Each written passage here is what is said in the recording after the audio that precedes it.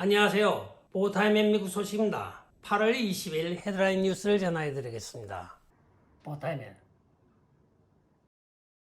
오늘의 첫 번째 소식을 전해드리겠습니다. 잔 솔로몬은 목요일 트윗에서 빌 클린턴 대통령의 양말 서랍에서 나왔던 카세트 테이프가 바로 도널드 트럼프 대통령 요번 말하라고의 서류를 가져간 것과 똑같은 케이스라고 이야기를 하고 있습니다. 당시 판사는 빌 클린턴이 자기 자택으로 가져갔던 카세트 테이프가 아무리 국가 기밀사항에 들어있다 하더라도 본인이 해제하였으므로 개인 소유물이라고 하여 영장 발부를 거부하였던 것입니다. 대통령이 기밀 해제를 한 것에 대해서는 개인 사유물에 속하므로 그것을 뺏어가는 영장은 발급이 될 수 없었다는 것이 바로 그 당시의 법적 견해였고, 많은 법률가들이 수정헌법 4조에 부합된다고 명판결로 여겨졌던 것입니다.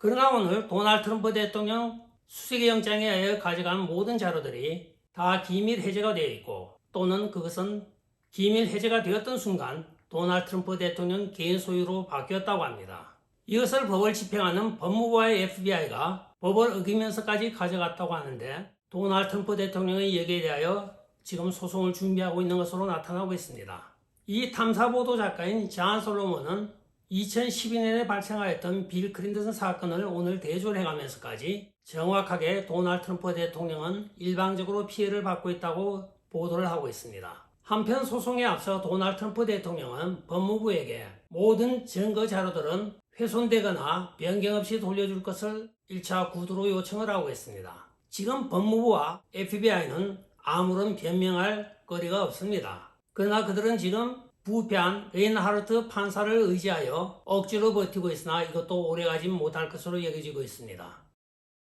다음 소식입니다. 조자주 하원 의원인 MTJ 의원이 터커 칼슨과의 대담에서 성전환을 강요하는 것은 범죄행위로 간주하는 법안을 발의했다고 터커 칼슨과의 대담에서 밝히고 있습니다. 그는 터 칼슨 투나잇 쇼에 출연을 하여 성별을 인정하는 보살핌이라고 하여 젠더 케어라고 이야기는 하고 있지만, 이것은 어린 청소년들에게 성적인 학대이자 폭행이라고까지 표현을 하고 있습니다. 이 법안에 따르면 트랜스젠더를 강요하는 자에게는 최대 25년형을 선고하는 형량을 법안의 골자로 삼고 있다고 전하고 있습니다. 다음 소식입니다. 도널드 트럼프 대통령 탄핵 사건의 첫 번째 청문회에 증인으로 나왔던 알렉산더 빈드민은 바로 우크라이나 출신의 예비역 중령입니다. 탄핵 사건의 첫 번째 증인으로 나왔던 그는 바로 거짓말을 한 것으로 결국은 이리저리 군인으로서 정직하지 못한 관계로 명예가 실추된 자이기도 합니다. 그는 오늘 MSNBC 기자와 자기의 고국인 우크라이나를 방문하였습니다. 그는 지금 조 바이든 행정부의 실망을 느낀다고 이야기를 하면서 즉시 4, 5개월을 기다릴 것이 아니고 하이마스를 공급해야 한다고 우크라이나를 대변하고 있습니다. 젤렌스키로부터 국방부 장관 제의를 받았다고까지 폭로하고 있는 그는 과연 그를 봐서 누가 국방부 장관을 시키겠습니까? 바로 조 바이든 행정부가 그를 국방부 장관을 준다고 꼬드겨서 탄핵 청문회에 거짓 증인을 하게 만든 것이었던 것입니다. 하이마스란 바로 미국이 장거리 요격 미사일로 원래는 요격 시스템이 장착된 유도탄입니다. 미국은 우크라이나에 공급할 때 위에 유도 장치를 빼고 주고 있습니다. 그는 자기 전문 지식을 이야기를 하고 있으나 자기 조국을 위한 우크라이나를 위하여 전쟁에 참여하겠다고는 이야기를 하고 있지 않습니다. 바로 이것이 부패한 군인 정신이기도 합니다. 다음 소식입니다. 잔 우드 전 알칸소주 상원 의원은 지금 알칸소 지방법원에서 18년형과 3년의 보호관찰형 그리고 160만 불의 벌금을 부과받아 항소심에서 싸우고 있습니다. 그는 그 주에서 최초로 도널드 트럼프 대통령 지지 성명을 발표하였던 선출직 공무원이기도 합니다. 2016년 당시에 그가 자기 결백을 위하여 제출하였던 노트북의 모든 증거가 디지털 파일이 다 삭제된 것으로 나타나 증거 효력이 없다고 형량을 많이 받았던 것입니다. 그러나 그의 가족과 변호사의 노력 끝에 이 증거가 FBI의 조작에 의하여 인멸된 것으로 나타나고 있습니다. 당시 FBI IT 전문 요원이었던 로버트 세사리오는 그 랩탑을 증거인멸하라는 상부의 지시를 받고 지방에 있는 컴퓨터 수리 전에 2번이나 가서 디지털 파일을 다 지운 것으로 오늘 형량 협상을 통하여 증언을 하였습니다. 그는 연방법정에서 증거인멸을 하였기 때문에 최대 25년형을 앞두고 있는 것으로 밝혀지고 있으나 형량 협상을 통하여 얼마나 감수가 될지는 아직 미지수입니다. 이것은 바로 부패한 FBI의 하나의 사건으로 2016년에 발생하여 오늘날까지 6년을 이어오고 있는 사건이기도 합니다. 좋은 결과가 하루속히 나왔으면 하는 간절한 마음에 보도를 해드리고 있습니다. 다음 소식입니다. 마이크 펜스 전 부통령이 이번에 연설에서 미국은 경찰 사건과 같이 FBI 사건을 해서는 안 된다고 이야기를 하고 있습니다.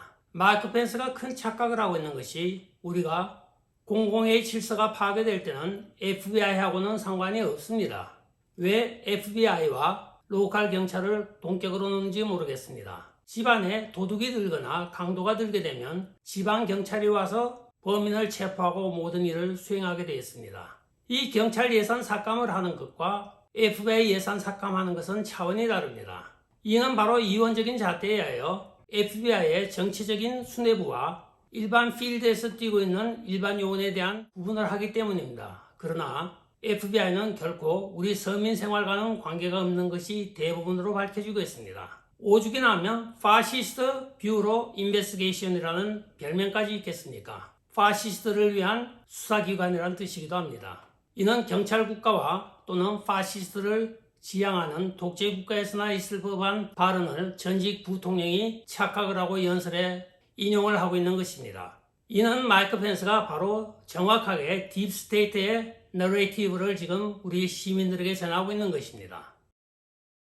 다음 소식입니다. 국무부에서 멕시코를 여행 중인 미국인들에게 경보를 발령하고 있습니다. 이는 납치, 협박 등 여러 가지 위험 요소가 증가하고 있으므로 멕시코를 여행하는 미국인들에게 야간에는 가급적으로 외출을 자제해주고 우버나 여러 가지 공공교통수단을 이용할 때는 혼자보다는 항상 두세 명이 짝을 지어 이동하라고 권장을 하고 있습니다. 특히 중남미에서 수많은 캐러반들이 지금 멕시코로 몰려와 있는 상태에서는 국적도 불분명하고 아이디도 없는 이들이 어떤 범죄를 어떻게 저지를지는 아무도 모릅니다. 여행을 하실 때는 가급적이면 여행사를 통하여 안전한 여행을 하시는 것이 좋겠습니다. 오늘의 마지막 소식을 전해드리겠습니다. 이러다가는 텍사스주와 연방정부가 완전히 결별하는 것이 아닌가 하고 염려가 되는 사건들이 많이 있습니다. 그 중에 오늘 한 예가 또 발생을 하고 있는 것인데 바로 텍사스 주방위군이 국경 장벽에 철조망을 열쇠로 전부 채워놨습니다. 그들이 떠난 후에 약 30분이 있다가 국경 수비대, 즉 연방 수비대가 도착을 하였습니다. 우리가 흔히 CBP라고 하죠. 이들이 와서 그 문을 따고 불법 이민자들을 여러 수백 명을 빨리 안으로 들어오라고 손짓을 하며 들여보내는 장면이 포착이 된 것입니다. 텍사스주에서는 주 방위군을 휴식도 없이 동원하여 국경 수비를 강화하고 경우에 따라서는 컨테이너를 4중, 5중으로 높게 쌓아 건너오지 못하게 하고 위에는 철조망을 치고 있습니다. 그러나 연방정부 소속의 국경 수비대는 이것을 몰래 열어서 이 불법 입국자들을 일부러 넣고 있는 것으로 밝혀져 충격을 주고 있습니다. 이들이 왜 이런 일을 하는지 아는 사람 좀 알려주시기 바랍니다. 끝까지 시청해 주셔서 감사합니다. 좋아요, 구독, 알림, 그리고 공유 부탁드리고 댓글 많이 부탁드리겠습니다. 안녕히 계십시오. 바이.